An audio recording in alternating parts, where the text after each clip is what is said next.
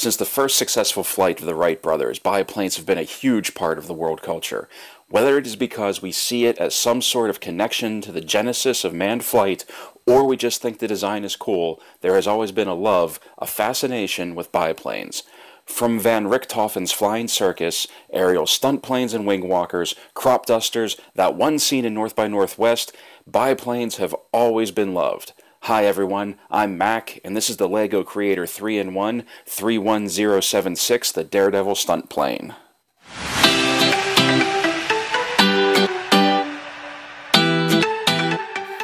Okay, I love planes. I love propeller-driven planes, and I especially love biplanes.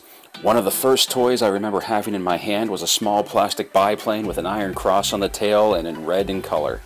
I knew who the Red Baron was when I was 3, but I wouldn't understand who he was until much later in my life. I remember hanging out the car window with it so that as the car would drive, the wind would make the propeller spin, and I pretended I was flying it. While I'm not expecting LEGO to put out a Red Baron type model, they did give us this.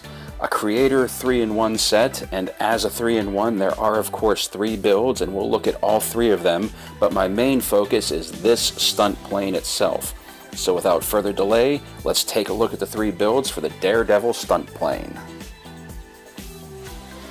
Okay, the first thing we're going to take a look at is this little speedboat. It's the 3rd build of the set, as well as being the smallest. It's bright, it's colorful, and its design and style is meant to invoke, the images of stunt shows and carnivals that this entire set is meant to invoke. At the back here, we have this big clunky engine that is supposed to be either an internal combustion or maybe even steam.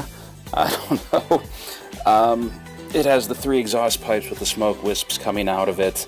There's not a whole lot of detail to it. It does use these corrugated pieces, these corrugated round pieces here to give it some texture. But other than that, there's not a whole lot of detail going on there. The mid-range of the model here is the pilot's seat, and we have, let's see if we can get in there. We have this little printed piece, this little gauged piece right here.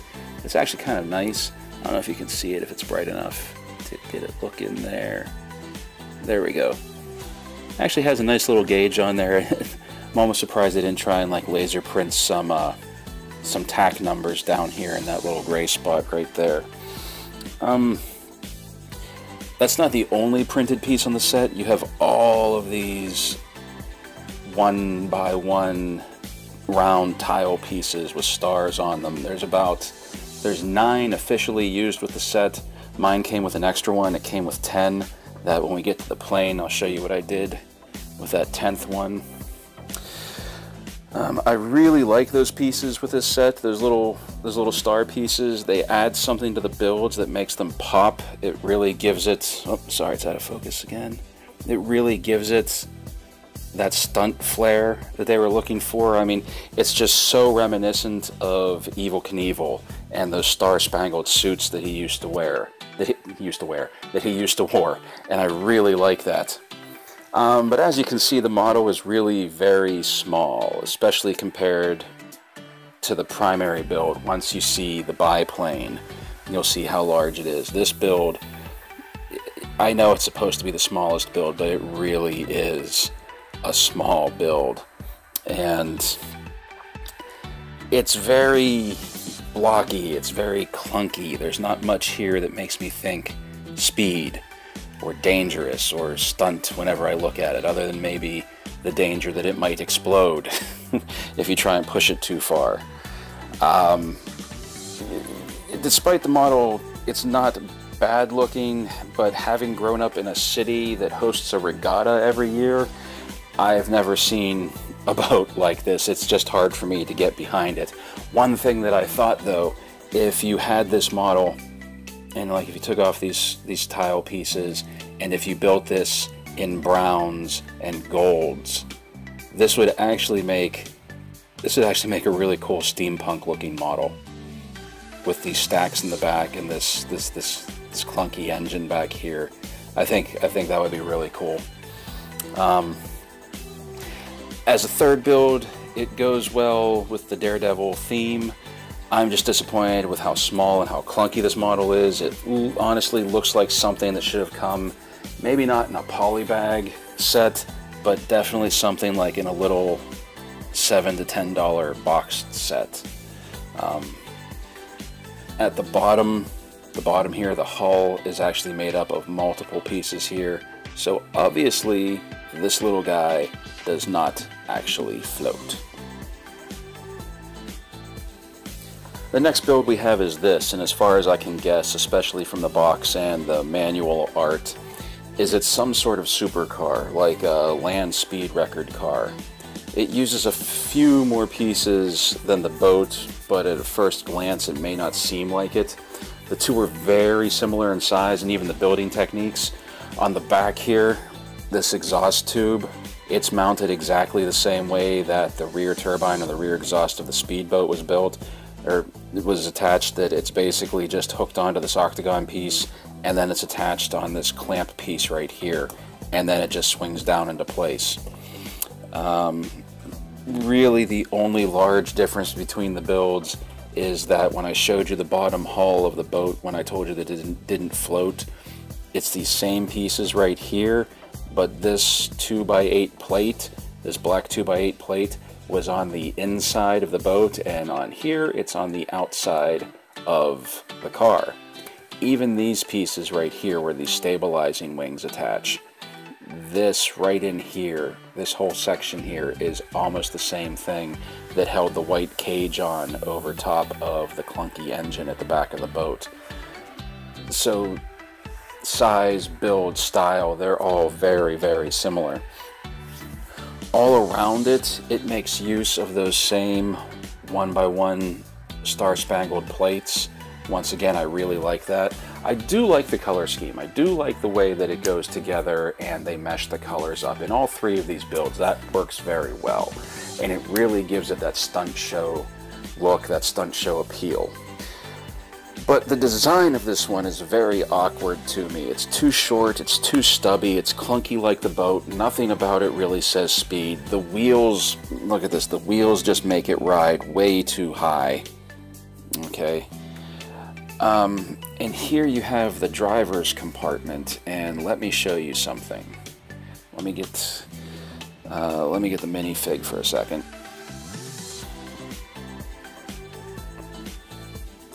Okay, I know I usually bring the minifigs out at the end to highlight them, but it's important to see how he works with this set.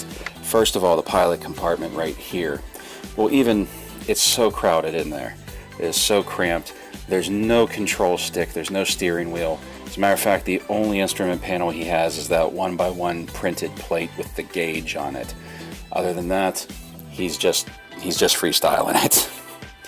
Now, you take the figure and you put him in the pilot's compartment here, and then you bring the roll cage down, but look at that.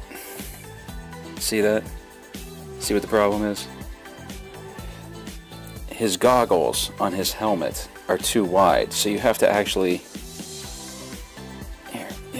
take the goggles off his helmet to get the cage down, but then he doesn't even sit down into the cage. His head is sticking out. So if this thing rolls over, you know, it just doesn't look right. It would have really been better if they could have found a way to recess him more into the body, or even put another piece here to elevate this. They have the pieces. I don't know why they didn't design it that way, that this would have come up a little bit more to make this a steeper angle. And then he would have been inside, and then maybe you wouldn't have had to have taken his goggles off of him. I understand what they were going for with this build. I understand they were looking for a model to cover land, water, air. But I don't personally like the design of this build. Like I said before, it's just too awkward. It's stubby. It doesn't look very good even just to look at it from any angle. There's really no angle that I can look at this thing and say, yeah, that works. Like, the wheels just, it makes the whole thing look awkward. Also, when you look at a complete model, you should be able to tell just by looking at it what it is. I've seen other reviews of this set where some have thought that this was a small stunt jet, and who knows, maybe they're right. Maybe I'm the one that's wrong, and this isn't a land speed car. Maybe this is a stunt jet. But that's my point. If you can't tell what the model is supposed to be, then sorry, Lego, it's a bit of a miss. Okay, here we have our biplane. And yes, I like this model very much. First, let's start with the main body here. And it's set up very much like the fuselage or the main body of the car, that you have these three white pieces here, these three hull pieces that make up the main part of the fuselage. Underneath here, you can see that black piece down in there. Actually, if we just pop this out, that black piece there, that is the 2x8 piece that held the boat and the car together. So once again, it's basically the spine that holds everything together for this set. I love the use of the red, white, and blue Evel Knievel style coloring that they went for here. I also like how they used the shape of the pieces to make this almost custom paint job on the upper wings and the rear rudder. Unfortunately, this rudder doesn't move, but that's alright because you do have these flaps on the wings that rotate up and down, so you have that for posing. It makes use of these 1x1 printed plate pieces again. Now there was only 9. There was 4 here, 4 on this side, and then there was 1 back here that was part of the official build. Mine came with 10. I had to spare one. So I actually put 1 right here on the nose, on the tip of the nose, and I think it just finishes off the look, because if you take this off here, if you take that off, you just have an open stud. And while it doesn't look horrible, it just doesn't look finished. But if you put this on there, it gives it a finished look, and it gives it a look consistent with the rest of the build. And it just looks real good like that. I like how the wisps, the exhaust wisps come up from where the exhaust pipes would be on this one. Something else that I really like that you can't see, and it's a little bit of a disappointment, is underneath these curved pieces, underneath these domed pieces right here. The way that it's built, it actually looks like an engine, because they run about 5 down each side, little 1x1 little 1x1 plates that just look like the top of cylinder heads, and it looks like an engine underneath all of this. It's a shame that you can't flip these open somehow and see underneath there. Inside the cockpit, you have room for a minifig, and you have the same control setup that you had with the boat, that you have your control stick, and you have your printed gauge, or your printed piece with the gauge on it, basically just swapped from the boat. Actually, no, I think that's the same positioning. So yeah, it's basically the same way that the boat was put together. That's the thing about this set. With each build, you can see definite callback or definite similarities between all of the builds. From the front, you also have the wings. The wings angle up, the lower ones do slightly to meet up. Push those in a little bit more. To meet up with these connecting bars right here. And I like it. And at first glance, you may think, well, there's not a whole lot of play feature to it, but that's just not true, because you remember that this is actually a stunt plane. And here he is. If you bring in your minifig here, and once again, I know I usually wait to use the minifigs at the end, there are so many studs along the top wing here that you can pose him and position him for wing walking and stunt walking and things like that.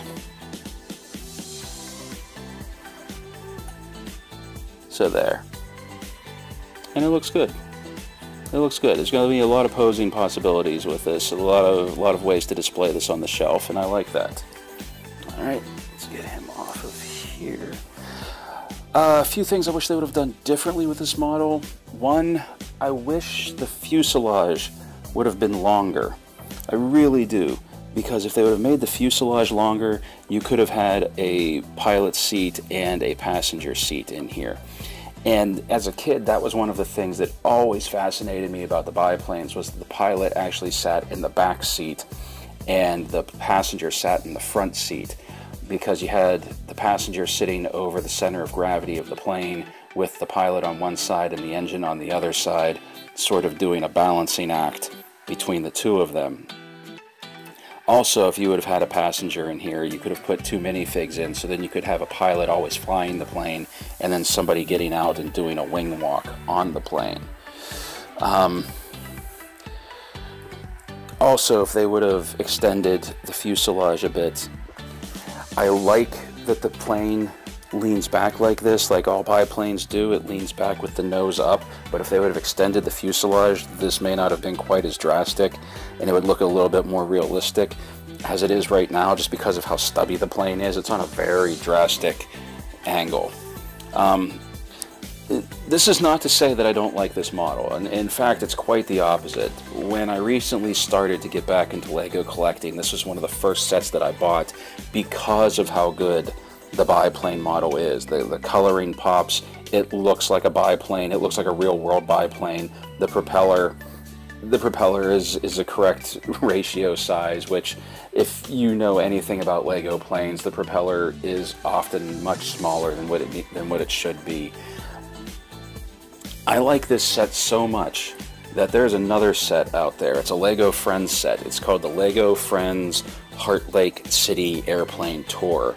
And because I like this, I'm going to get that one as well, because the plane that they use in that one is another biplane that is based heavily off of this model. And I think the two of them will just look fantastic sitting side by side. While I have referenced the legendary stunt performer Evel Knievel numerous times throughout this review, the resemblance to him in this minifig cannot be understated. The coloring, style, and the stars and stripes design of his paint scheme is all reminiscent of Knievel's V-style leather suits that he would wear for his jumps. The paint design continues on to the back of the fig, and everything just looks wonderful. I appreciate the open zipper at his neck, showing the white undergarment that is continued by the white sleeves of his arms, and the red hands or gloves giving the perfect accent. A white helmet with goggles instead of a full visor is the finishing touch to give this minifig the look the designers were going for. His face shows a cocky smile, a look that says, "Hey, I got this," as you would expect any stunt performer to have. There is no secondary face on the back, though you might think there should be, like a face with a look of fear or surprise perhaps, just like the astronaut from the Space Shuttle Explorer set. But let's be honest, this minifig knows no fear. While the second and third builds of the Dare Devil Stunt Plane don't particularly do anything for me, the primary build, the stunt plane itself, is wonderfully designed and will add some vibrancy and excitement to anybody's collection. It is worth noting that there is another 3-in-1 creator set. It's called the Mobile Stunt Show, and it features the same color scheme and a minifig wearing the same jumpsuit design, making it an easy job of putting together a whole traveling stunt show with these two sets. I do plan on getting that one, and I do plan on displaying them together and making a team out of them. Collectors looking for sets that go together, definitely take a look for these two sets. Once I get that other 3-in-1, I'll put it up here. I'll do a video for that one, and then I'll put these two sets side by side and you can see how they go together. Hopefully Lego will eventually create a stunt motorcycle set with a similarly or even more flashy dressed minifig to complete the set and basically complete the entire Evel Knievel look to the whole stunt show theme. Hey guys, thanks for watching. I really do appreciate it. Kids, if you don't know who Evel Knievel is, ask your parents. If you liked the video, then please help the channel grow. Hit the like button. Subscribe if you're not already a subscriber. If you are already a subscriber, then thank you for your support of the channel. Really, doing something like that, it's free, it's easy, and it helps the channel grow immensely. Be sure to follow me on Instagram @BrickandTire and check out the shorter videos I've uploaded to IGTV. Again, thanks for watching and supporting the channel, and I'll talk to you soon.